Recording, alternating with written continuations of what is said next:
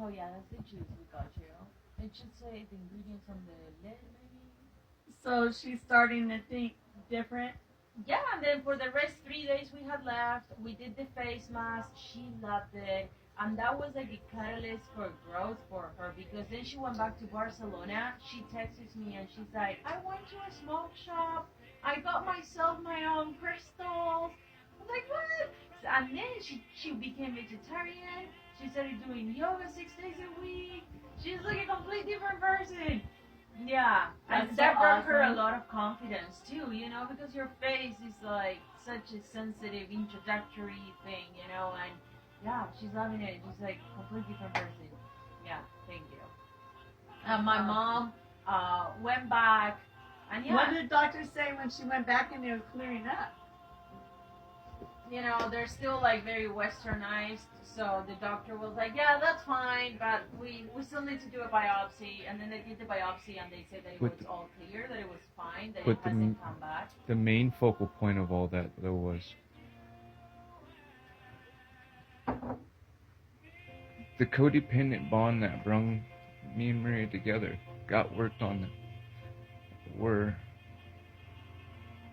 Maria spoke up to her father to ask because her mother had posted pictures of her face, and Maria had spoke up to her dad, and it was the very first time of anyone, in the sense of you have a baby, the baby of the family, saying you have a, how dare you speak to my mother that way?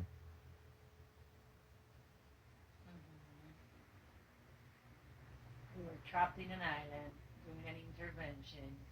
It was really interesting, but it brought a lot of growth for everybody. So I give thanks. Yeah. And cannabis did it all together. We had a really interesting vacation. It didn't feel like a vacation. Wow, so you went there and you healed something. Many levels, yeah. Yeah, my mom's and dad's relationship has been super different. Yeah. But that's part of it, for something like that to manifest on your face. It means like there's something, You need to look at it like it's in your face. And there's trauma in so many levels, that Remember we had when to work from inside out. We had to go to Remember when me and Maria first got together? I didn't mean to speak over you, and we used to go for those walks. We'd walk 6 to 9 miles a day. She had those restless legs she'd kick. We'd literally walk 9 miles a day, Mom. And I'd ask her about her family, and she'd tell me, oh, it's the Jetsons, basically. And I'd say, bullshit. For you to be in love with me and think that I'm sexy and I can drink this alcohol like this, you come from an alcoholic family, because alcohol is not in my family. No, alcohol is not in our family. Tell me about your childhood. And she denied. And it came out that, like I told her, no, I'm not your first American. And I know you cheated on every person you've been with. That's why I'm being honest with you. Would you like to move forward and live the rest of your life normal and work on the things that you lock and keyed to me and me predator to you? Let's work on that together. That's what we've been doing. And at that first time all family coming together, Dad was treating Mom and family in such a manner that it was okay for Mom to do an extramarital affair. She got caught by Maria. I caught my dad. Hadn't been talked about until we're in Hawaii. And we're being told, you want to go do something or use a car or anything like that? Go rent your own shit. Because Mom's staying here with me.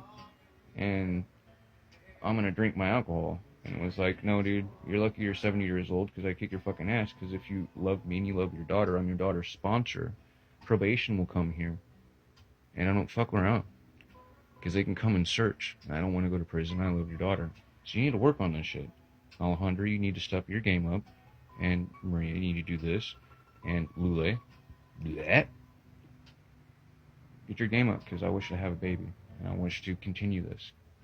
Not live your guys' life that's been imposed on us. Do you understand? Yeah, everybody has to have their own lives. why I've been that way with you, but now why we are the way that we are now, because we've worked on those things. And like my wife said, after it was like this, oh shit, we've not thought or talked about this stuff for 40 years almost. And now everyone's worked on it. Dad doesn't drink like he did. They're traveling, relationships beautiful. Like she said, her sister's doing what she's doing. Her brother's doing better. The baby. Never doubt the beginnings of a small morning. You know what I mean? Never doubt the beginnings of a small morning, because you never know how the rest of the day is going to be. Yeah. And then I even like cheered with my mom. We started doing like the cannabis tea, the raisins and oil in a tea. She was like Oh my God, Mama, that's so Mama, powerful. How did Mama, she handle it? Mama. beautifully. Mama. She locked the doors. Mama, I talked her into it, because she was like, Maria got me super high, and I was like, I know 100. This was like But one I'm not- time 5 years ago. But I was took her like, to the cannabis, I'm not Maria though. cup or something, and they gave us a medicinal edible. And the brownie was like this big.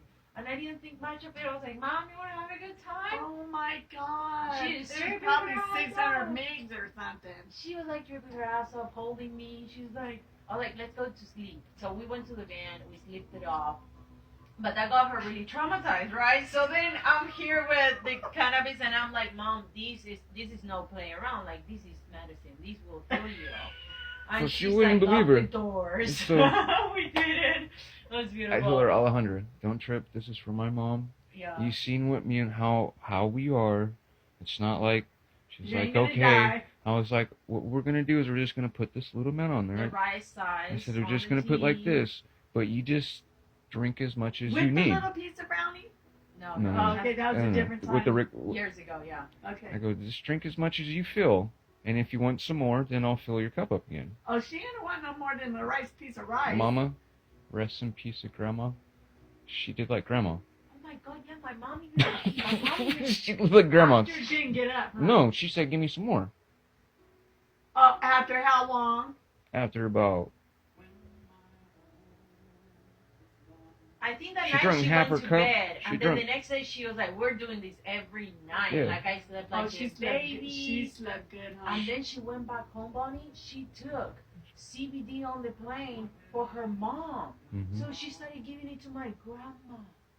That was such a Awesome. blessing too. Yeah, my grandma at that point, she's been on a 2-year non-verbal. After Remember that diabetic day peak when you was, like, really we talked with deteriorating. Coco Oh, and her yeah. grandfather? I can't talk Sorry. to both of you. She even asked my grandma, because she was in a nun house, so my mom would have to come visit, and there was no other medication permitted under their supervision. So my mom would be like, "This is holy water," to the nuns, and give it to her mom.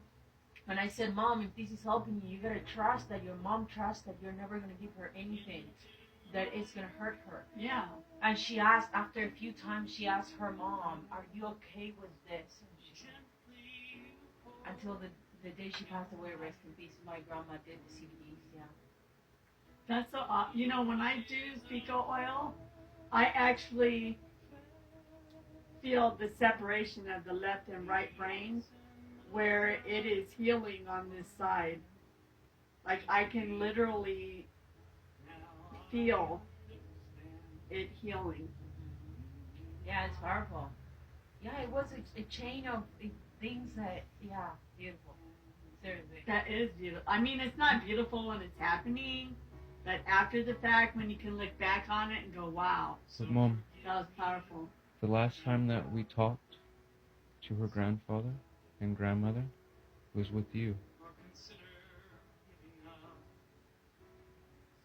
On Skype. Remember we Skyped with my grandpa, and your grandpa said hi? It was years ago. Yeah. That's when we first got married. Like 5 years ago, 4 5 years ago. We were visiting you, I think. And yeah, I Skyped with my grandparents. He said hi to you. Oh. And then recently, after my grandpa passed away, and when he passed away, my grandma had a diabetic peak in her brain. She never had a medical history of any disease, and she was going to the gym at 85. And all of a sudden, she got a diabetic peak her whole right side was paralyzed. Yeah, And mine was a diabetic. and she became no verbal. She couldn't talk anymore. I was lucky. They said mine, the one doctor said it was a stroke, but the other doctor said it was a TIA or something. TIA, that's what I scanned for. My mother had a bunch of those before she died, but her heart gave out. They gave her a surgery, and they should have never gave her the surgery. But it's really weird because my whole family dying before me, not my children, but there's 2 more that will die before me before I go. My sister and my niece Lisa. I had the dream when I was 9. And it was really weird because when my mother died, I remembered that dream. Because it was very strange. They started cutting things off of my mother. And that's what they did in real life. She started getting toes cut off and things like that. Amputation, yeah, because of the no circulation to it. Yeah. So Kathy and Lisa are going to go before me. So there was a beautiful thing that, for me pestering Maria, I had her do that ease her pain in a little way, but also spark interest. I said, why don't you talk to your grandparents and ask them how they're doing? The only change that you'll get is their biofeedback.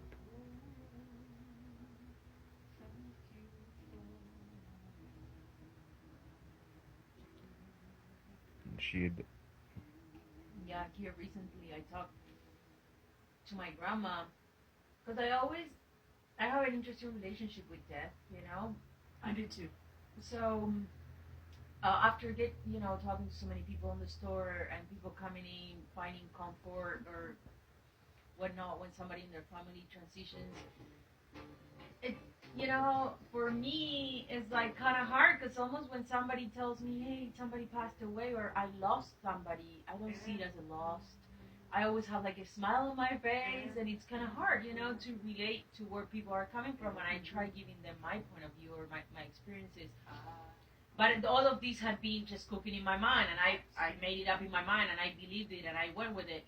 But Ezekiel was like, why don't you try communicating with your grandma? She had passed away. So I went to my equipment, and I started asking her questions. Are you okay? Have you worked through the things that I have scanned, the traumas the things that you left with? Have you worked through those? Are you at peace? Have you seen my grandpa? Have you seen your parents? Yeah, a lot of questions. Where are you at? Like, who are you? Where are you at? And it was pure consciousness. The answer was air, pure consciousness. That's where she's at, And the flower essence was more, shooting star. Shooting star is like almost